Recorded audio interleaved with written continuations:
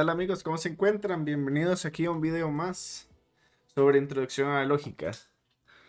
El último video que hicimos fue haciendo y analizando, respondiendo de la mejor manera posible un examen de introducción a la lógica, un examen real hecho por la facultad correspondiente.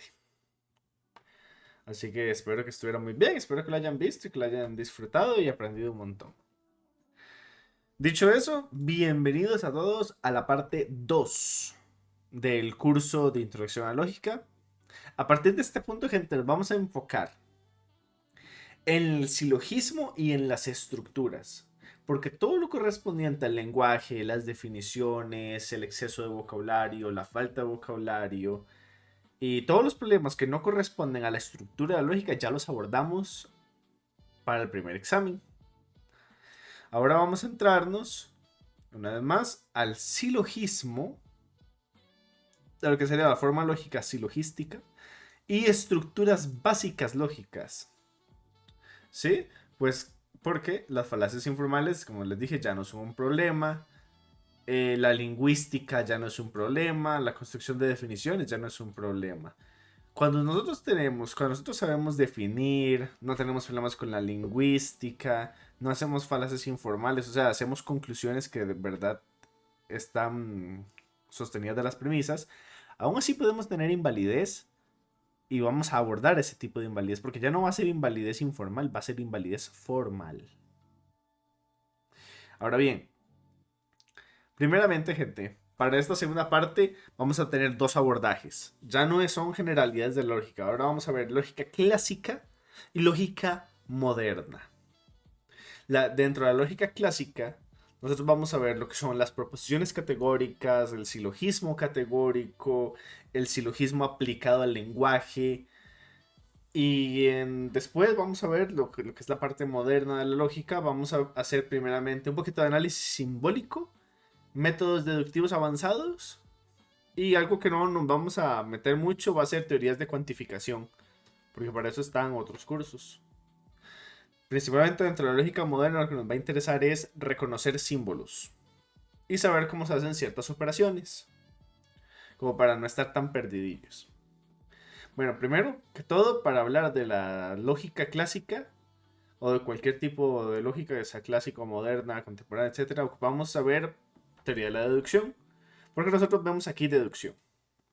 La teoría de la deducción se utiliza para examinar las relaciones que hay entre premisas y conclusiones, como lo hemos venido viendo todo lo largo de los videos. Estas premisas y conclusiones nosotros las amarramos a argumentos deductivos, o sea, argumentos que aseveran una verdad, sea contundente o no, pero intenta ser concluyente. ¿Cuál es el objetivo que tiene la teoría de la deducción? Discriminar argumentos válidos de aquellos inválidos. O sea, para lo que nosotros utilizamos la deducción es simplemente para diferenciar, decir, este argumento es válido, este argumento es inválido. Ese es el principal objetivo que tiene la deducción. Para empezar, vamos a ver entonces qué es una clase, porque ocupamos tener este concepto muy claro. Antes habíamos mencionado los objetos, los elementos, que la extensión y la intención que puede tener una palabra. Bueno, a esa intención y esa extensión vamos a comprimirlo en lo que vamos a llamar clase. Dentro de la lógica clásica, sí, vamos a tener distintas clases.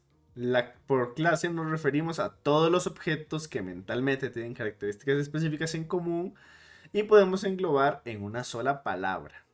¿Ven? La definición ya la conocíamos de antes, pero ahora esa misma definición la vamos a llamar clase. Las clases tienen tres formas básicas de relacionarse. Una clase puede estar dentro de otra clase. Por ejemplo, el perro puede estar dentro del mamífero. Véanlo aquí, ejemplito número 1. ¿Ven? La B está dentro de el círculo verde. Lo rojo está dentro del círculo verde. B está dentro de A. Perro está dentro de mamífero. La otra relación que hay es justamente la intersección. B interseca A. Los atletas pertenecen parcialmente a las mujeres. Si nosotros tenemos B atletas, ¿sí? Todos los atletas son mujeres, no. Entonces, ¿qué significa? Que B no está dentro de A. sino que B y A se están conectando porque parte de los atletas son hombres también, entonces no se pueden estar uno dentro de otro. La tercera relación es también cuando B y A se excluyen, o sea, son mutuamente excluyentes. Por ejemplo, los círculos no comparten nada con los triángulos. Lo vemos en esta relación. B y A tienen un espacio entre ellos dos. Repito, las tres relaciones básicas que tienen las clases entre sí. B está dentro de A, B comparte con A, o B y A no tienen nada que ver uno con el otro. ¿Por qué vemos las relaciones de clases? Porque la teoría de deducción nos dice que se utiliza para examinar las relaciones que hay entre premisas y conclusiones. Supongan que el verde es una premisa y el rojo es una conclusión. Nosotros lo podemos ver mediante diagramas y valorando este tipo de relaciones. Estas relaciones se pueden formalizar muchísimo más cuando vamos a hablar de teoría de conjuntos, pero de momento nos sirve esto, saber que existen. Que con nosotros saber que existen, que las podemos hacer y cómo reconocerlas, nos basta. ¿Vale? Proposiciones categóricas. Porque recordemos que el argumento deductivo dentro de la lógica clásica tenía silogismo categórico, tenía silogismo categórico y también tenía las proposiciones categóricas. ¿Qué es una proposición categórica? Porque nosotros sabemos que es una proposición, pero una proposición, porque una proposición es decir algo sobre el mundo. Entonces, ¿qué es decirlo categóricamente? Básicamente es decir algo sobre el mundo de manera categorizada. ¿Y qué es categorizar? Para no caer en problemas de definición. Categorizar es el cuánto. El cuánto de algo. Eso es categorizar.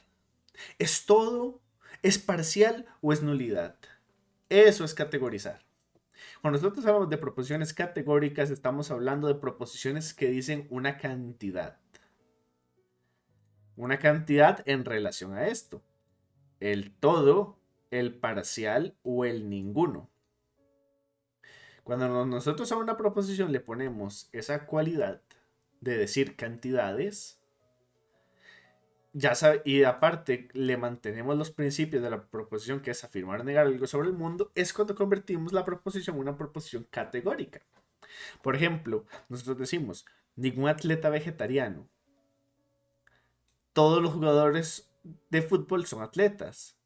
Por lo tanto, ningún jugador de fútbol come vegetales. Este ejemplo tiene tres proposiciones categóricas. ¿Por qué? Porque son tres proposiciones, uno, dos, tres, que están justamente diciendo cantidades. Ningún atleta, todos los jugadores, ningún jugador, están diciendo cantidades. Claro, la verdad de este ejemplo puede ser muy cuestionable. Porque nosotros podríamos decir, ningún atleta es vegetariano, pero sabemos que eso es falsísimo. Todos los jugadores de fútbol son atletas, ¿ok? Por lo tanto, ningún jugador de fútbol come vegetales. El argumento es válido. No obstante, su verdad es cuestionable. Y está construido a partir de proposiciones categóricas. Ahora, las proposiciones categóricas van a tener tipos. Así como las proposiciones normales tenían tipos, la proposición categórica tiene su propio tipo. Hay proposiciones categóricas universalmente afirmativas. ¿Qué quiere decir eso? Todos los políticos son mentirosos. Político, sujeto, mentiroso es un predicado. Todo S es P.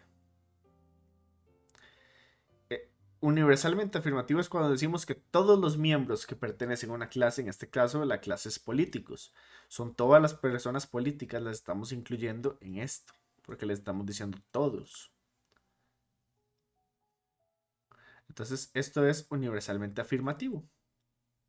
Todos los miembros, todos los políticos son mentirosos. Estamos hablando lo más general posible. El segundo tipo de proposición categórica es la universalmente negativa. O sea, ningún político es mentiroso. Misma situación. Todos los miembros están metidos en esta clase. Tercera proposición categórica. Particularmente afirmativa. No todos los miembros están en una clase dentro de otra. O sea, tenemos una relación parcial. Algunos políticos son mentirosos. Y la particular negativa, que sería en el ejemplo, algún político no es mentiroso. Entonces veámoslo con los dibujitos. Todo circulito amarillo, está en el circulito verde. Aquí, universalmente negativa, ningún S es P. O sea que están mutuamente excluyentes. Un circulito amarillo para todos los políticos, un circulito verde para todos los mentirosos. Y decimos ningún político es mentiroso, o sea, no se tocan. Particular o parcialmente afirmativo. No son todos, no son todas las personas, son algunas. Tenemos intersección, que es este simbolito que es una N. Y particularmente negativas, o sea, todo lo que no sea intersección, que se simboliza con una U. Ahora, si lo ponemos con letras, decimos universalmente afirmativas es una A, universalmente negativas es una E, particularmente afirmativo es una I, particularmente negativo es una O. Y si ustedes se preguntan para qué sirve esto, recuerden en el examen que nosotros parafraseamos mucho. Pues saber construir proposiciones categóricas nos va a permitir aún más el parafraseo para ver correctamente las relaciones. Entonces, como ya les venía diciendo, como ya les he ido soltando un poquito de pistas, las proposiciones categóricas tienen características. Una característica es cualidad y otra característica es cantidad. Si es la cualidad de la proposición, ¿cuál es la cualidad que tiene? Decir algo acerca del mundo, sea verdadero o falso, es lo que siempre hemos manejado. La característica nueva que le tenemos que adherir es la de cantidad, que la proposición ahora puede ser universal o particular. Son las dos características fundamentales que tienen las proposiciones categóricas. Si hablamos de cualidad, o sea, afirmativa o negativa, podríamos decir que el AI son afirmativas, mientras que EO son negativas. AI, A, I. Universalmente afirmativo, particularmente afirmativo. EO, negativas. EO, universalmente negativo, parcialmente negativo. Si quisiéramos construir una proposición categórica, sabemos que las proposiciones son distintas de las oraciones. Ya lo habíamos conversado bastante. Y se refiere a la estructura que tienen. Pues bueno, la estructura de la proposición categórica es esta. Vamos a tener un cuantificador, que ya vimos que son todos, algunos o ninguno. Vamos a tener un sujeto, vamos a tener un verbo copulativo, o sea, un verbo ser o estar, y vamos a tener un predicado. Como vemos aquí, el predicado, solamente como una nota, es el que describe la acción del sujeto. Por ejemplo, cuando decimos ¿quién es mentiroso? Mentiroso está describiendo el sujeto. Entonces, si nosotros decimos quién es mentiroso, o sea, quién es predicado, responde sujeto. Solo como una nota. Y el sujeto es la persona, animal o cosa que está realizando una acción. Sabemos que después del verbo ser o estar vienen las acciones. Entonces, ¿cuál sería la acción aquí? Mentiroso, mentiroso, mentiroso. Bien. Repito, la distribución o la estructura que tienen las proposiciones categóricas es un cuantificador, un sujeto, verbo ser o estar y un predicado. Ahora, algo que tenemos que tener muy presente es que las distribuciones no son conmutativas. No es lo mismo decir todos los senadores son ciudadanos que todo senador es ciudadano. Todo senador es ciudadano, pero no todo ciudadano es senador. Cuando nosotros decimos esto en la lógica, decimos, la lógica no es conmutativa. La lógica entonces necesita, hemos hablado siempre que la lógica lo que valida es la relación que tienen las premisas y las conclusiones, y premisas con otras premisas, etcétera. Y dentro de la estructura lógica no hay la propiedad de conmutación. Por esta razón, porque no es igual decir todo senador es ciudadano que todo ciudadano es senador. Cuando nosotros invertimos las palabras predicado y sujeto, la estructura cambia y eso también afecta a la lógica que tiene. Entonces, esto es para tenerlo muy presente. No es lo mismo decir todo S es P, o sea, todo sujeto es predicado, que todo predicado es sujeto. Cambia el significado, cambia la estructura y cambia la lógica. El orden que tienen las palabras dentro de las proposiciones es muy importante para la lógica, porque le va a dar un sentido y una orientación al argumento. Ahora, para resumir un poco, nosotros vamos a tener, a modo de resumen, toda esta parte que ven de proposiciones categóricas, con sus características y demás. Nosotros vamos a, bueno, nosotros no, lo inventaron hace muchos años, un cuadro que lo resume. Se llama cuadro de oposición tradicional y es empleado dentro de la lógica clásica. Vamos a verlo. Cuando dos o más proposiciones tienen un mismo sujeto y predicado de diferente cualidad. Este es el cuadro de oposición. Voy a hacerlo grande. Este es, gente. Cuadros de oposición tradicional utilizado para la lógica clásica. Aquí tenemos el A, el E, el I y el O. Justamente estos que teníamos aquí. Dice, y lo tenemos representado con ejemplos. Dice, todo hombre es mortal, ningún hombre es mortal, algún hombre es mortal, algún hombre no es mortal. Universalmente afirmativo, universalmente negativo, parcialmente positivo, parcialmente negativo.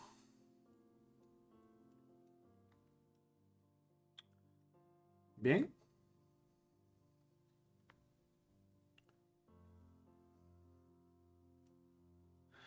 ¿Qué es lo que pasa con el cuadro de oposición? Si nosotros decimos, toda Cat es buena, digamos que Cat es una persona, decimos, toda Cat es buena versus toda Cat es mala. ¿Qué está pasando con este ejemplo? Tenemos el mismo sujeto, Cat y Cat. Tenemos la misma cantidad, toda y toda. Pero ¿qué pasa con el predicado? ¿Qué pasa con el predicado? Que un predicado me dice que es buena y el otro predicado me dice que es mala. Entonces tenemos un problema, ¿verdad? Porque esto se está contradiciendo. Es que Kat no puede ser buena y mala al mismo tiempo. En un momento es buena y en otro momento es mala. Pero hacerlo, toda Kat es buena y toda Kat es mala, no puede ser cierto. ¿Qué decimos aquí? Entonces aquí tenemos un problema lógico. ¿Qué es lo que podemos hacer nosotros ante un problema como este? Nosotros podemos reservarnos lógica al cuadro de oposición. Este cuadro de oposición nos va a servir para hacer ciertas maniobras lógicas rápidas que nos permiten llegar a conclusiones verdaderas. Y eso es para lo que se va a utilizar el cuadro. ¿Qué podemos hacer con el cuadro? Podemos contrastar versiones. Nosotros podemos decir toda cat es buena versus toda cat es mala. Y contrastar las versiones con el cuadro para ver cuál logra mantener su estructura. Cuando nosotros opongamos esto contra esto, el que mejor mantenga su estructura va, va a ser lo lógicamente más adecuado. Ahora, aquí tienen un resumencito también, por si lo quieren ver. Este es un resumen para cantidad, cualidad y distribución de las proposiciones categóricas. Aquí tenemos la estructura esquelética, ¿no? Todo ese es todo sujeto es predicado, ningún sujeto es predicado, algún sujeto es predicado, algunos sujetos no son predicados. La sigla que tiene A, E, I, O, la cantidad que representa, la cualidad y la distribución que tiene.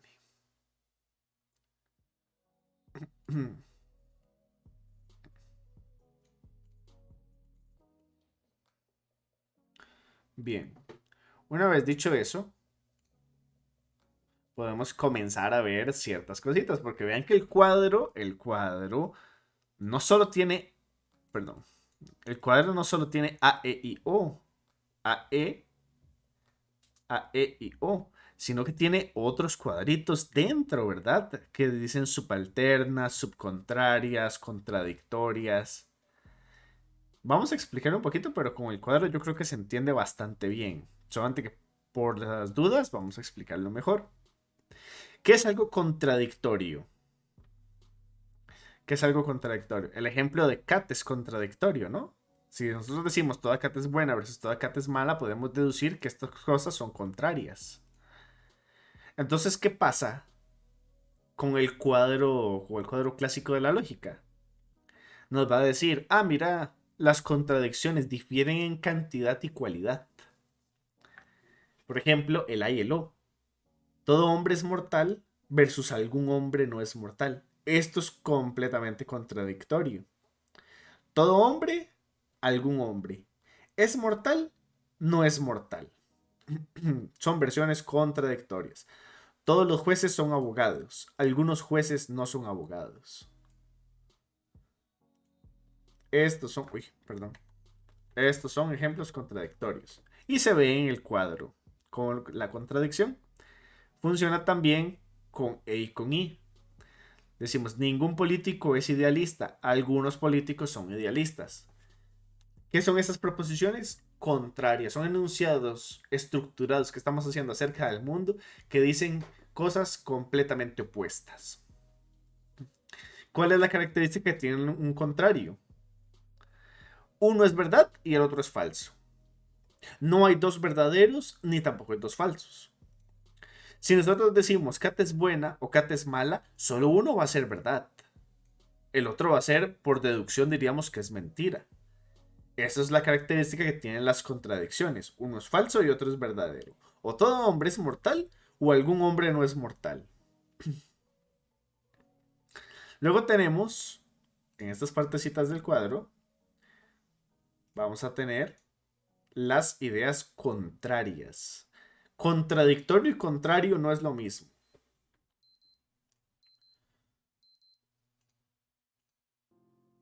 Un momentito. Ya.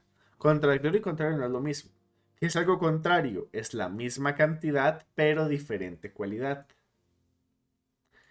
Por ejemplo, el A y el E. El A y el E son son proposiciones contrarias, ideas contrarias. Todos los poetas son soñadores, ningún poeta es soñador. Esto es contrario. ¿Por qué es contrario? Porque mantiene la cantidad. En este caso, todo y ninguno son universales. El A es universal, el E es universal. ¿Qué está cambiando? La cualidad. Uno es positivo y el otro es negativo.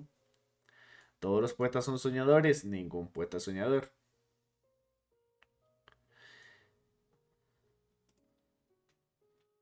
¿Qué es algo que nunca va a tener las ideas contrarias? Las dos, o sea, que todo hombre sea mortal y ningún hombre es mortal, no pueden ser ni verdadero. La A no puede ser verdadera si la E es verdadera. No puede haber doble verdadero ni doble falso. Son, perdón, doble falso sí puede haber. Tiene que ser o uno es verdadero y el otro es falso, o los dos son falsos. Lo que nunca podemos tener aquí, porque estamos hablando de términos universales, es que los dos sean verdaderos. Porque si nosotros decimos todo hombre es mortal y ningún hombre es mortal, eso es ser y no ser al mismo tiempo. Eso no puede pasar. Entonces pasan dos cosas. O uno es verdad y el otro es mentira, o los dos son mentira.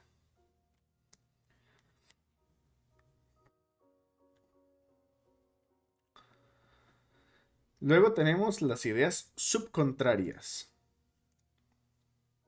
Vamos a tener aquí ideas subcontrarias.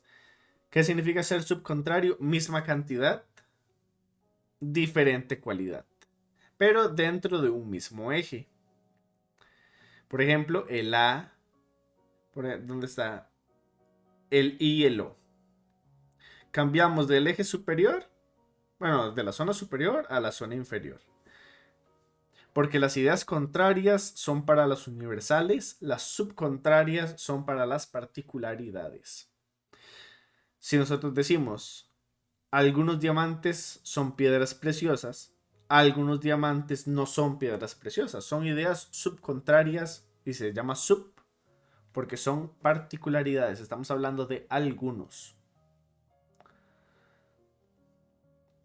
Misma cosa, no puede haber dos verdaderos. Uno es verdadero y el otro es falso, o los dos son falsos.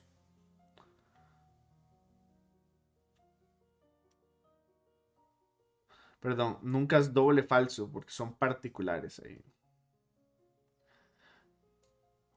Y bueno, por último vamos a tener las ideas subalternas. Subalternación o correspondientes. Estas difieren en cantidad,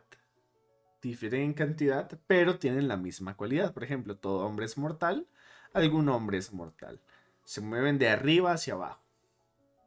Por ejemplo, todas las arañas son animales de 8 patas. Algunas arañas son animales de 8 patas. Ninguna ballena es un pez. Alguna ballena no es un pez. Es para pasar, la subalternación es pasar de lo general, de lo universal, de lo general, a lo particular, a lo específico. El contrario que es, mantenemos lo que estamos diciendo, pero cambiamos afirmativo a negativo. ¿Y qué es la parte contradictoria?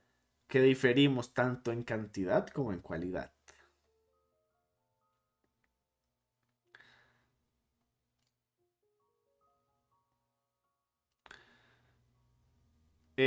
Para ver, ¿qué tiempo llevamos? Sí, perfecto. Bueno, gente, esto sería lo que vamos a ver. Es bastante que asimilar, pero con el cuadrito de oposición para lógica clásica yo creo que se van a llevar bastante bien. En el siguiente video vamos a ver las ventajas, desventajas que va a tener y cositas rápidas que podemos hacer, porque en este momento lo que vimos es un poco más teórico. Ver el cuadro, las composiciones que tiene el cuadro, ejemplos para ver en el cuadro. Van a ver que podemos llegar a deducciones lógicas muy rápidas teniendo presente nosotros este cuadro de oposición. Tanto para desarrollar así de manera escrita como para la vida cotidiana. Si nosotros aprendemos a manejar este cuadro, podemos responder cosas muy rápidamente o deducir cosas también más rápidamente. Recuerden que la deducción es algo que se tiene que practicar, se tiene que ir entrenando y entre más le damos tiempito, mejor vamos deduciendo cosas, más rápido nos hacemos más ágiles mentalmente. Entonces, simplemente para repasar, vimos un poquito a través de la teoría de la deducción, vimos las clases lógicas y las relaciones que tienen las clases, vimos la proposición categórica, vimos los tipos de proposición categórica, vimos la estructura de una proposición categórica y vimos el cuadro de oposición tradicional que se emplea en la lógica clásica.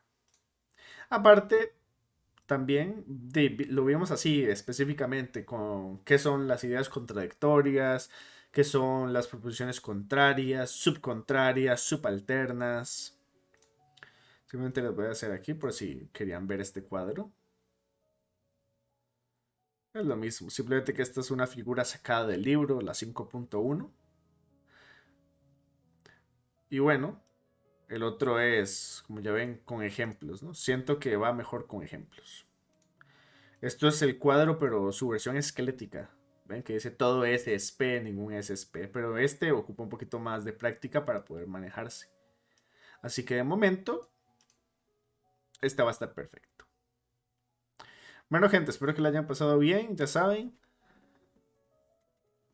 pueden ver el resto de videos, etcétera. Y nos vemos en el próximo video. Hasta luego.